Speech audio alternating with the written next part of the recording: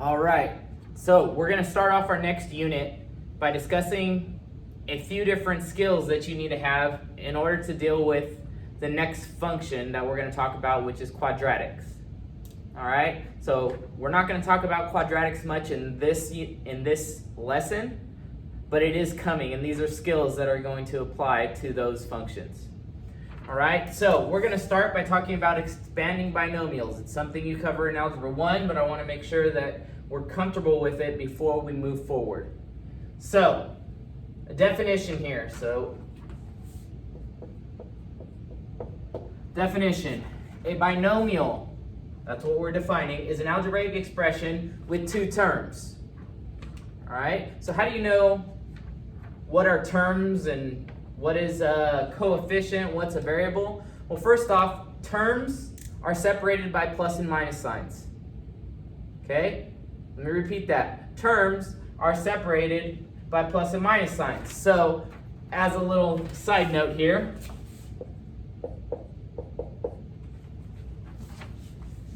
how many terms are in that statement?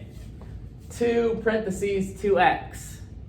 Now, I read it a certain way, so I didn't kind of give it away. But you have to think, what operation is occurring?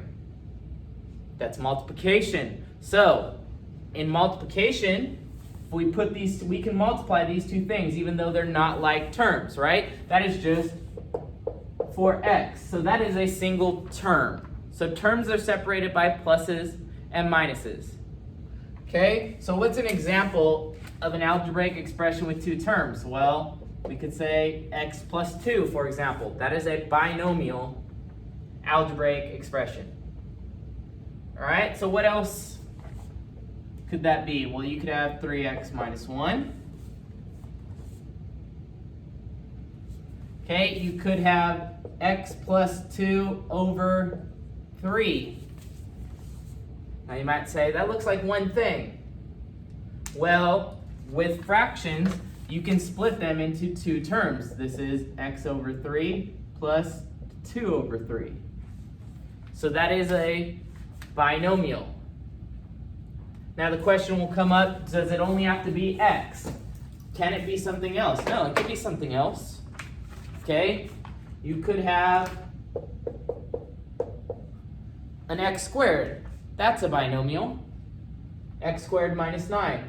You could have multiple x's. That's also a binomial. So this lesson is, how do we multiply two things? For example, x plus 2 times 3x minus 1. Those are multiplying two binomials, and that's what we set to accomplish in this lesson. So, when asked to multiply two binomials, that is also known as expanding. So the word expanding is kin to multiplying. You have to use the distributive property not once, but twice. So let me go through this example. We have x plus 5 times x minus 3. Now you've dealt with binomials in this class, but you've had a monomial out in front. I haven't asked you to multiply this. Okay, you guys have used the distributive property already this year. All right, so when using the distributive property here, we need to distribute this x times x minus 3. So I'm going to write that down. Do that in a different color here. So I have x times x minus 3. But I also need to distribute this 5 to the x minus 3. And my arrows represent multiplication. All right, so I also have positive 5 times x minus 3. So now you see we have the distributive property twice. And all we have to do now is use that distributive property. So distribute here and here. So I should have an equal sign here is equal to x times x is x squared. X times negative 3 is minus 3x. Positive 5 times x, I'm distributing here. That's plus 5x. And then 5 times negative 3 is minus 15. So now we don't leave our answer like this. We always check to see if we can simplify this expression. And we notice there's like terms here in the middle. So our answer is going to be x squared. There's no other like terms. I can combine negative 3x plus 5x to become plus 2x. That's what those become. And then I have minus 15. And that is the expanded form of this. Now, this is not solving. You have not found an unknown variable. All you've done is written this in another form. We call this the expanded form. And we'll talk about what this form is called in the next lesson. All right? So, you may have heard this before, but this method that I just went through right here, this is the method of what we call foiling. Okay? It stands for you multiply the first terms, the outside terms, the inside terms, and then the last terms. That's what FOIL stands for. So if you hear me say FOIL, I'm talking about this method right here. Now there's an alternate method, and according to Miss Barnard, you guys learned this in middle school, and it's called the box method. So the box method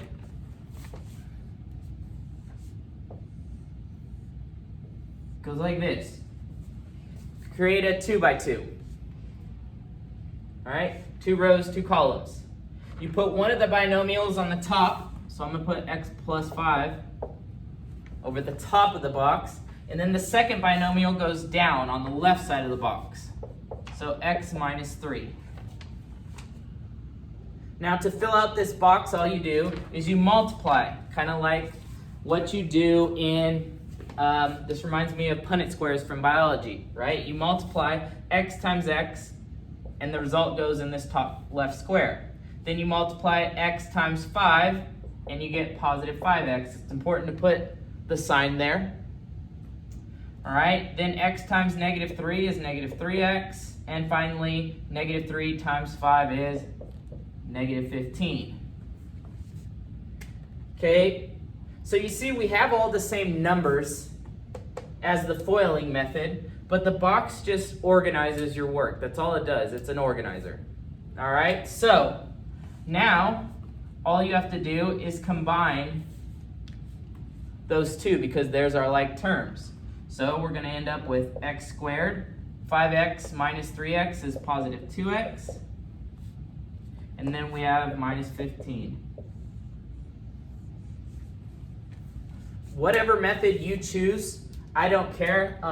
When I'm teaching, I tend to FOIL, but the box method works just as good. So next I'm going to be doing some more examples, and then I'll have you practice them.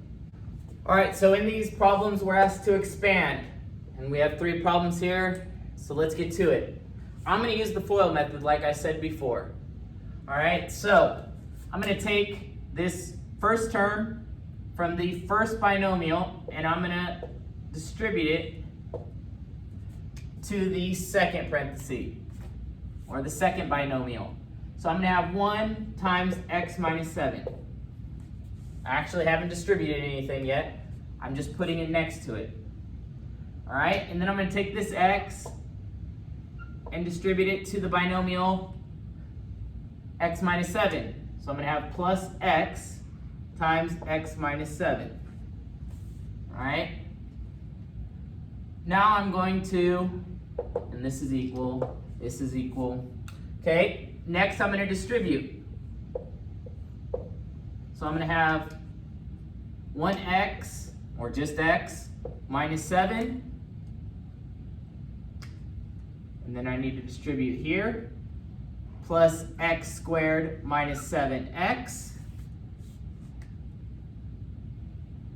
Now I just need to combine like terms, and I'm going to order it in what's called standard form, which you'll learn about later, but it's a good habit to start with the biggest exponent, the variable with the biggest exponent, put that first. So I'm going to write x squared first. X minus 7x is negative 6x. and then minus 7. So that is the expanded form of 1 plus x times x minus 7. All right, next problem. Now the next problem, I have a constant out here. This is a monomial because it's a single term. All right, I have a monomial times binomial times binomial. What I'm going to do first is I'm going to multiply these two binomials together. And then my last step is going to be to multiply everything by 2. So in essence, what I'm doing is doing this.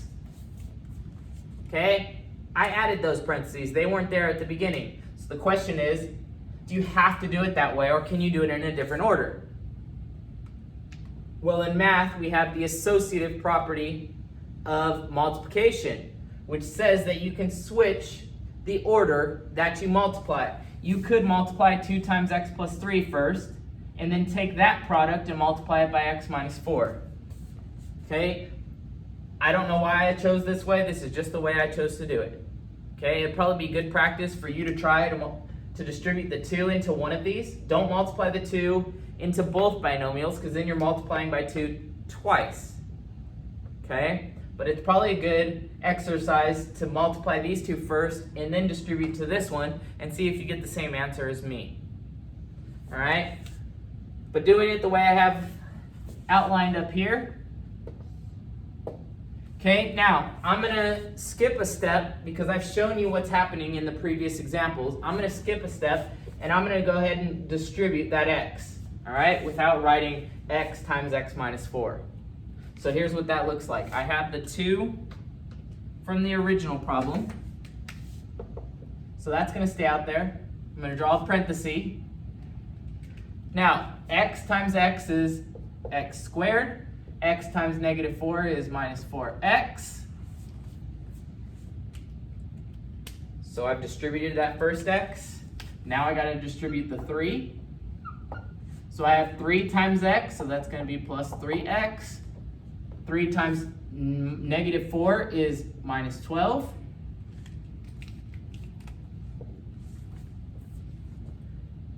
Now order of operations says work inside the parentheses.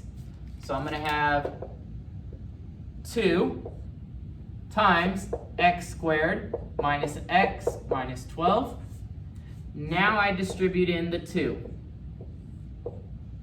So I get 2x squared minus 2x minus 24.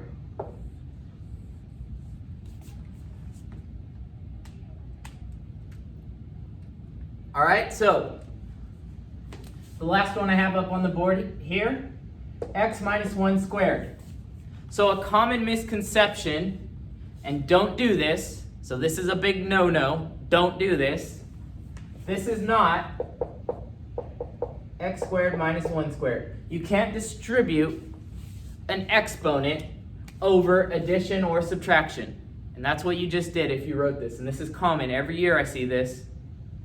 And I want to stop it before it starts. All right? So what does x minus 1 squared mean? Well, you have to use the definition of an exponent. An exponent means that it's x minus 1 times itself. So it's a binomial times a binomial. So it's what we've been doing. So I will expand that. So we get x squared minus x. X times x, x squared. X times negative 1 is minus x. And then we have negative 1 times x is negative x. Negative 1 times negative 1 is positive 1. And now we just need to combine like terms to finish out the problem. And we get x squared minus 2x plus 1. All right, so another example of expansion. Okay, this has you use order of operations. So, order of operations says work with parentheses first. Can we put together x plus 3? Can we combine those? The answer obviously is no. So then we move to exponent. So we got to deal with this exponent of it being squared. So we'd start by saying x plus 3 squared is x squared plus 9, right? Wrong. Don't do that. Do not distribute over addition or subtraction. Exponents don't distribute over that. So this is equal to x plus 3 times x plus 3 plus 4. All right? So now we got rid of the exponent, and now we have multiplication and addition. So we need to do the multiplication first. So we need to expand right here. So we have x squared plus 3x plus 3x plus 9. That's the expansion of this, plus 4. All right, so now combine like terms. I can drop the parentheses because there's nothing out here to distribute. I can drop the parentheses.